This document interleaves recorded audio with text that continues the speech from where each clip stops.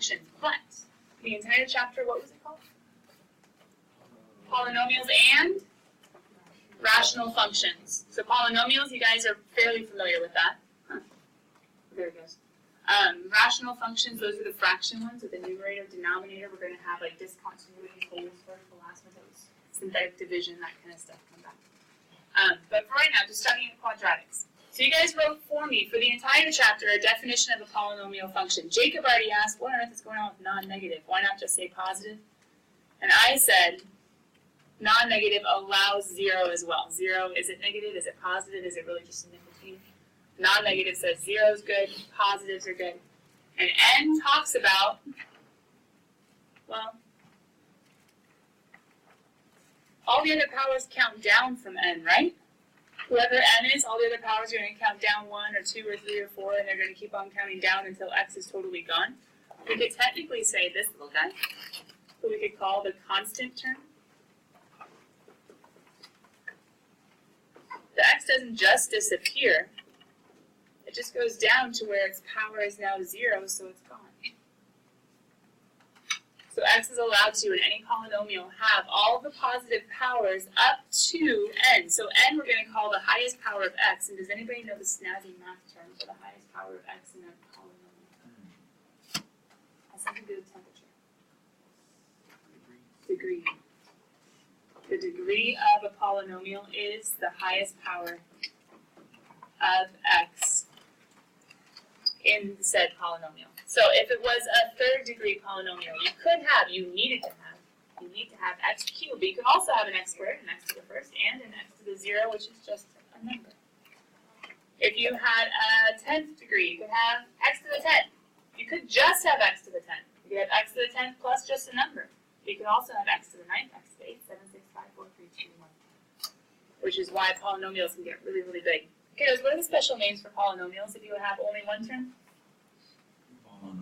2 terms? 3 terms? 4 terms? 5 terms? 6 terms? All of them are polynomials after. Now wait, is a binomial a polynomial too? Yeah, that's okay. You could say a binomial is a polynomial too. But it just has a special name, so we don't just say polynomial. But no matter how many terms, as long as it's the sum or the difference of x's to different powers with the highest degree, we can call it a polynomial. So, let's talk about, we've already talked about lines more than enough, hopefully. Talked about point slope. You guys covered it in 2 different sections last chapter. So we're not going to start with lines, and we're not going to start with constants. We're going to start with quadratics. But technically, we could call y equals c. We could technically call him a polynomial, but the reason why we don't is because it's better defined as a linear function. You guys know his graph, he's just y equals c. He's the constant function. We could also talk about y equals ax plus, that'd be ax1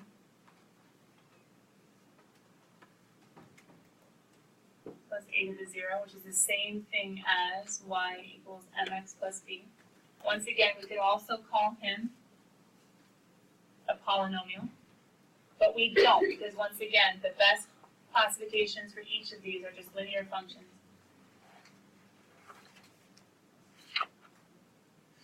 This would be my a sub naught. This over this would be my a sub 1. So we're not starting with the linear functions, we're starting with the quadratic, because polynomials, normally what we think of with polynomials is that they're curvy. We have like parabolas, we have like cubic functions. Cubic could also be like that. We have quartic functions, but quartic functions could also be like that. We have quintic functions, which could be like that, or they could be like that, or they could be like that. Most polynomials, if we just ignore the linear ones, they're going to have different curves, different branches, different maximums and minimums, zeros, symmetry, all that jazz. So here we go. Quadratic functions. We just talked about the word degree.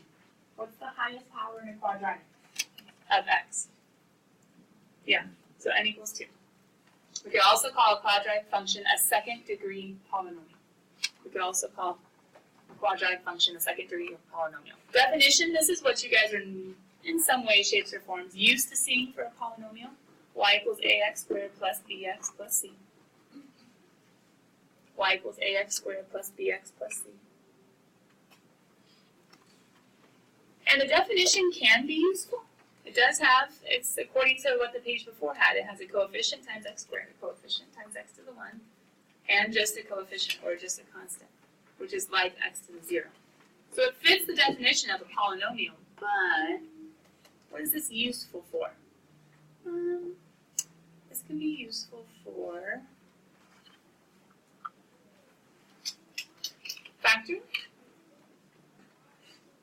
This can be useful for factoring if you have it in this form, if the factors work out nicely. We talked about the X method. We're going to review a little bit more factoring this section for those of you that are still kind of weak on that.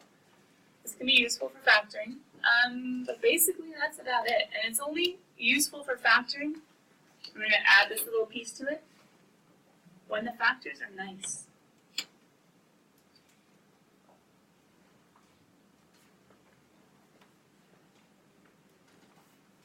What I mean by nice, if they're rational numbers, if they're basically when quadratic formula is not necessary. That's the only time that this is nice. So yes, it could be helpful for factoring, but only when factoring is nice. And the only other thing I guess that we could use this one for is we could also have the quadratic formula. The quadratic formula uses a and b and c as it's written here. Quadratic formula, which I think we've already written down this year, but it's never bad to write it down a couple times.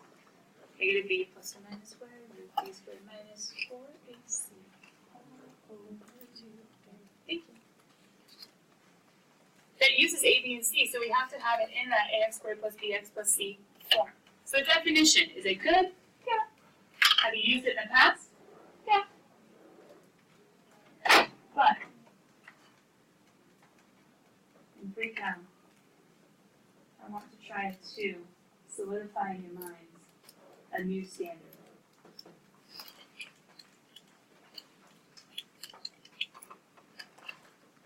Without going into too much depth, if something is standard, isn't that kind of like the fallback? That's kind of like the main one that we're supposed to be using. It's the foundational one. It's the most basic one. The standard is what we measure everything by. A lot of you, before you came into this class, you would say this is your standard. If I say quadratic, hopefully you would kind of be able to come up with this, a squared plus bx plus c. The problem is, it's not as useful for all kinds of different functions, which sometimes the factors aren't nice. It's not as useful as this form.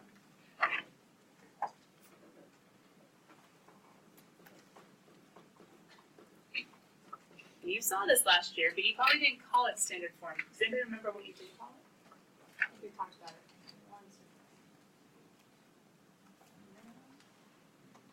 It doesn't have to do with slope, because the only equation with slope is linear. Does anybody remember what's so special about h and k? It is an x and it is a y, but of what? What point? It's not called that though with a problem. Center is like if a circle is a vertex.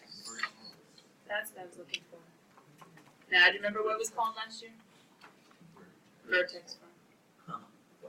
Literally, yeah. Probably just coming up with something, huh? Vertex form.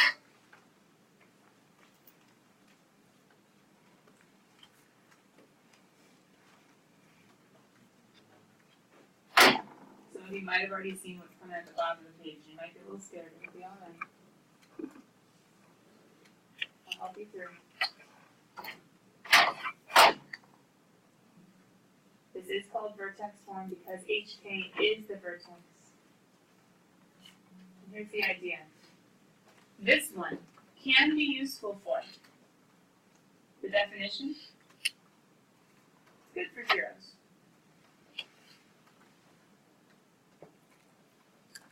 This one. It's good for zeros. It's good for graphing. It's good for having or being an alternative to the quadratic formula. Some of you, like it or not, you know you're supposed to have it memorized, but man, it always just slips your brain.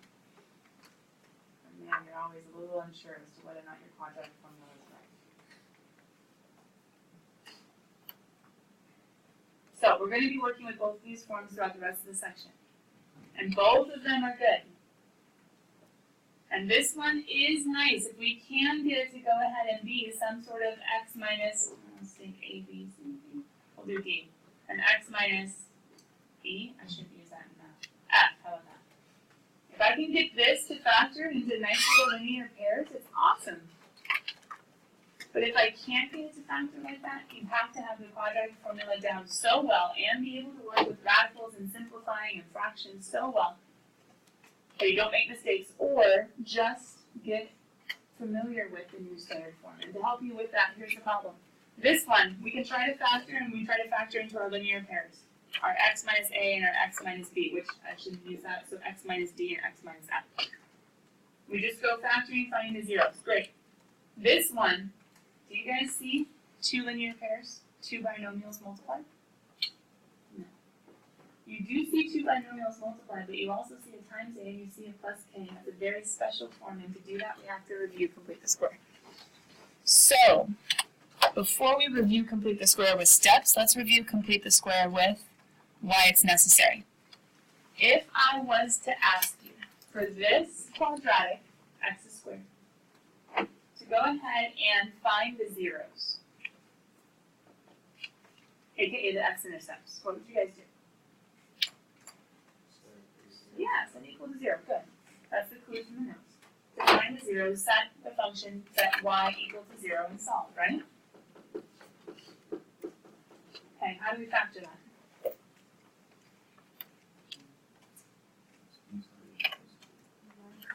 Plus 3 plus 2. I just heard someone shout out. Does that sound good to you guys? Is this one of those easier ones? What factors of 6 add to be 5? Remember, if you want to double check, you can come off to the side. 6 times 1 is just a positive 6. Adding to 5. 2 and 3 sure look good. Multiply and add. And if you did do grouping, you could do a 2x and a 3x and pull out, and you should end here. Okay. Once again, I haven't changed the form. I'm using the form, and it's great. And what am I going to do to finish off finding the zeros? Set each one equal to 0, right? And this one gets me. And this one gets me. Okay. If I'm trying to graph this quadratic question, what can I do right now? How can I put these zeros in the graph? X-intercept. So I can go ahead and go to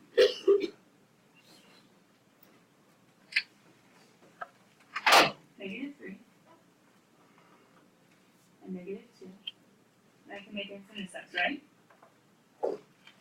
Okay, sketch the parabola. What am I missing? The vertex.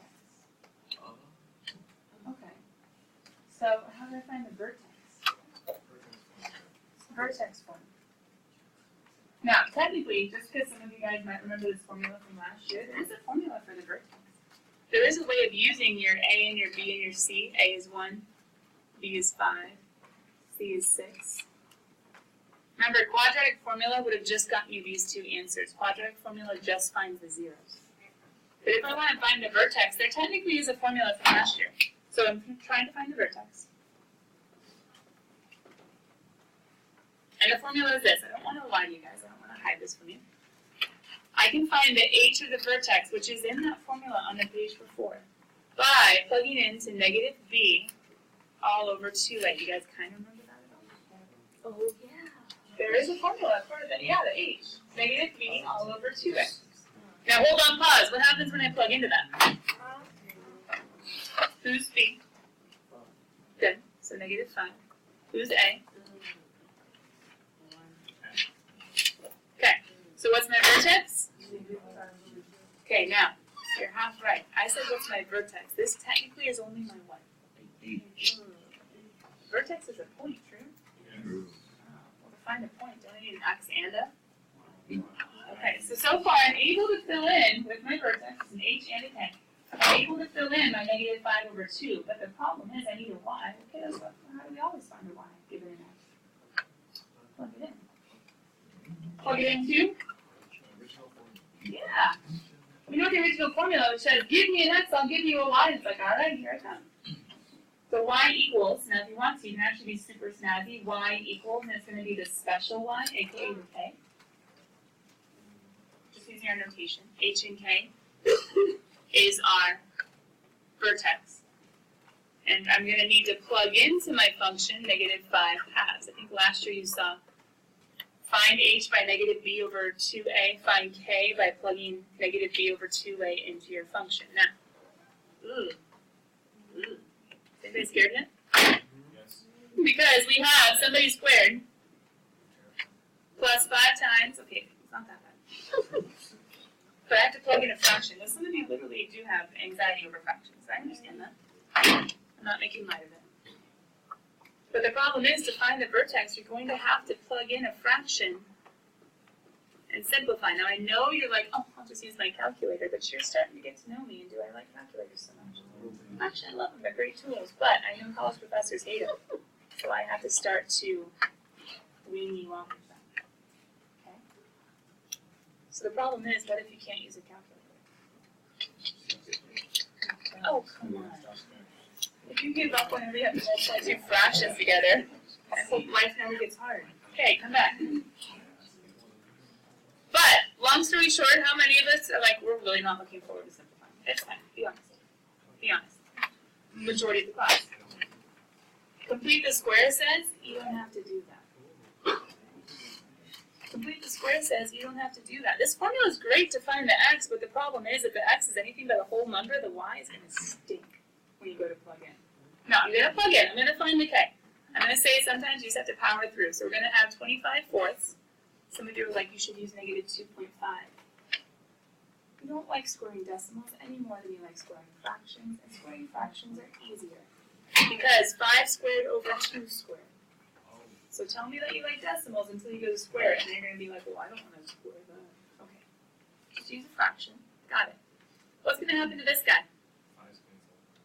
No, careful, 5's on top. So, what am I going to have?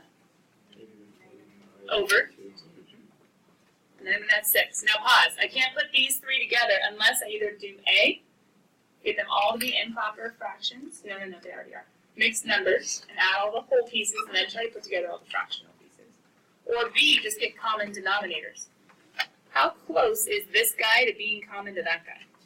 Super close. All I need is to multiply this 2 by what? Okay, so I'm going to multiply top and bottom by 2 over 2. I show a little 2 over 2, which it ends up being negative 50 over 4, right? 2 quarters is 50 cents. So I have 25 fourths and I have 50 fourths. Ooh, how do I get to 6 to be fourths now? Which is going to be 24 fourths. Now some of you are like, oh, I have to do this first and then that. You can do it in whatever order you want. Meaning, you can say 25 fourths, it's addition. 25 fourths plus 24 fourths would be 49 fourths. See how much easier that just got? Because what's 49 fourths minus 50 fourths? Alright, it was intense. Yeah, it is pretty basic. You just have to be willing to persevere and take it step by step. So, negative 1/4. Which means I'm going to go, if you need to, negative 2.5 and negative 0.25. I'm going to go, there we go. I've got the 1 in half and then in fourths. You go 2.5. Does this parallel go down very far? So the answer is no. It's pretty narrow. Pretty narrow. If you hadn't known that, we could have just looked this like way down low and we have no clue. Yeah, exactly. Now some of you are like, alright, well that was fun. Was this all complete to square? You don't have to do the fraction thing? You guys ready? Pause. Because this makes sense how I found not only the zeros by factoring, but also the vertex using this formula, getting an x, plugging in, finding y. Does that make sense? Yes. Okay. Didn't like it, but it hopefully makes sense. So how else could I do it? You ready? I need you guys to write for me, not write for me. Tell me, what is the function I'm working with? Y equals x squared plus 5x plus 6. Okay, ready? Not going to go super fast. But, long story short, complete the square says the following. This form is not what I want. I want the form, like we wrote down in our notes, where I have a perfect square with extra pieces. But we just found this a second ago, and it wasn't a perfect square. It was x plus 3 and x plus 2. That's not something squared, so it's not going to naturally go in that form unless I make it happen. And how do I make it happen? I say, all right, to get this guy, I need to keep the x squared.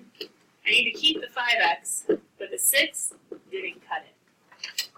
I tried to factor it, and it didn't make a square. It didn't make two factors that were the same. So you keep the x squared, and you keep the 5x, but the 6 didn't cut it. And I'm going to put in my own third term that will make a perfect square. And what I do in one place, I have to, here's one way of doing it. I have to do the opposite somewhere else. Pause. So if I put in a 1 right here, plus 1 minus 1, do I change the value if I add and subtract from the same side? Because a plus 1 and a minus 1, isn't that just a 0? It's going to change how it looks, but it's not going to change the value. I could do plus 5 and minus 5, same thing. It's going to change how it looks, but not the value.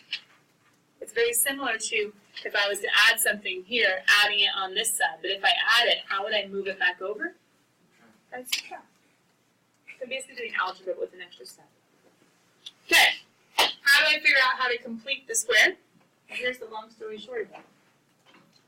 Every time you're trying to make a square, it's going to have x with whatever sign is in the middle, which in this one is a plus, and with 1/2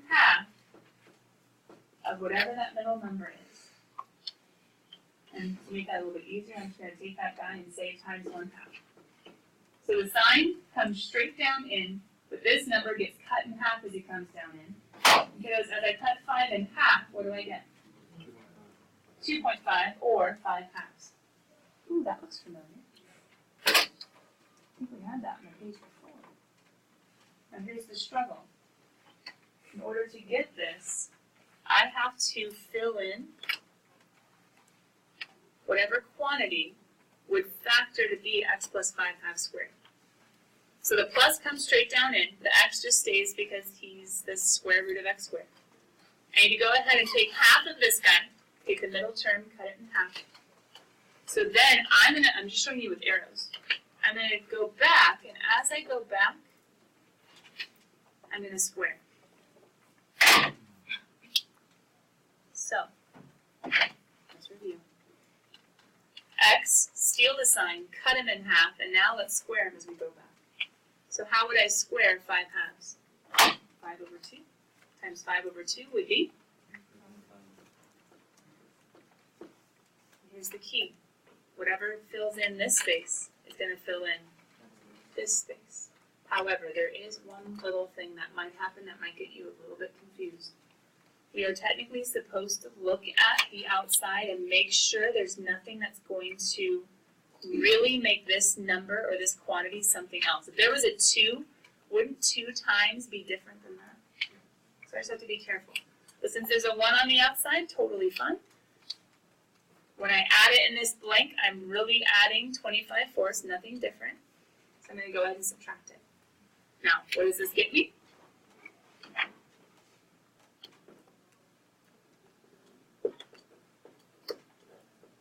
My vertex, don't you see it? Ooh, maybe not yet. What do I have to do right here? Combine, right? How do I combine? What did we do a second ago? Multiply 6 over 1 by 4 over 4. So I get 24 fourths minus 25.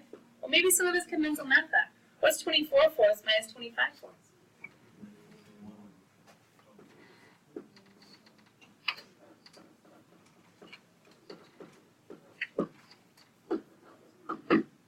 Question. formula, who's H? X minus negative 5 over 2. It's supposed to be a minus, it's a plus, the sign got flipped. Oh, who's my K?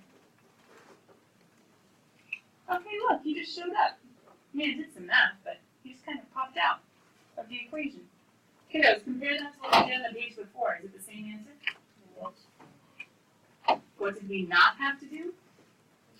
We didn't have to plug in and square a fraction and then multiply a fraction before even getting to the common denominator part. Now, did we have to do math of stealing a sign, cutting in half, and squaring? Yes. Did we have to check and then fill in the blank and combine my terms by common denominators? Yes. But for some of you, to be honest, it'll be a little less daunting to complete the square than it would be to plug in 5 halves to a big old equation, especially if the fraction gets worse and the quadratic gets more complicated. Long story short, my vertex is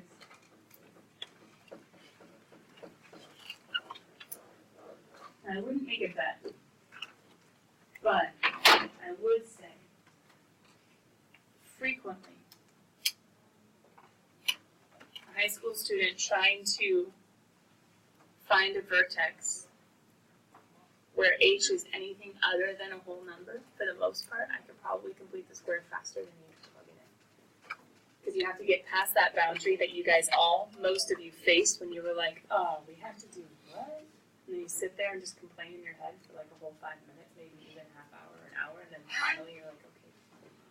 Right? Like, isn't that how math homework sometimes goes? Yes. Like, I don't want to do it. Okay, fine, I'll do this and this and this and this and this and this and this, and half of it's productive, and a fourth of it's productive, and 3/4 of it isn't. Instead of just going at it, so you have to get past this boundary where maybe if you had a different way of doing it, you wouldn't have to necessarily stress as much. Now, pause. Complete the square. I showed it to you in an example, but I didn't tell you steps. Here are the steps. Let's go and get them down, because some of you, most of you, if I were to ask you right now to give me all the steps to complete the square, you wouldn't have them in your head, even if you fully understood the example I just did.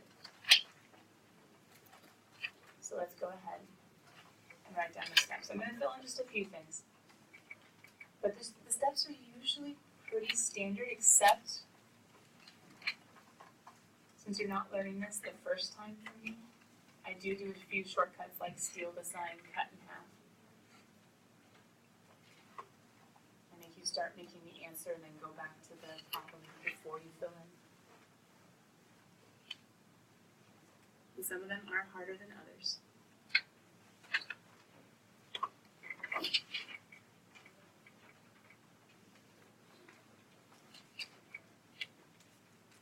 So we get the steps down, and tomorrow we're going to practice not only completing the square, but we're also going to practice factoring. So to get a leading coefficient of 1, the last problem had a leading coefficient of 1. There wasn't anything in front of the x squared term, it was just a 1.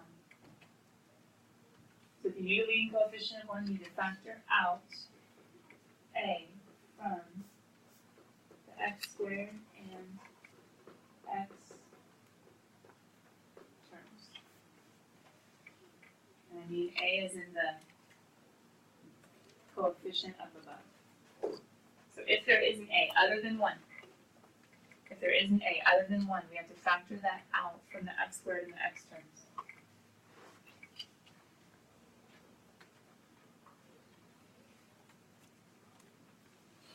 Then we need to make our perfect square. The whole point of vertex form is to get a perfect square, so we have to make it by adding the middle term, cut in half, and square. Now the struggle is, b might not always be b. If you factor out a, sometimes he changes. So to make it a little bit easier, I'm going to say negative the middle coefficient. I'm just going to say the middle, because maybe he changes.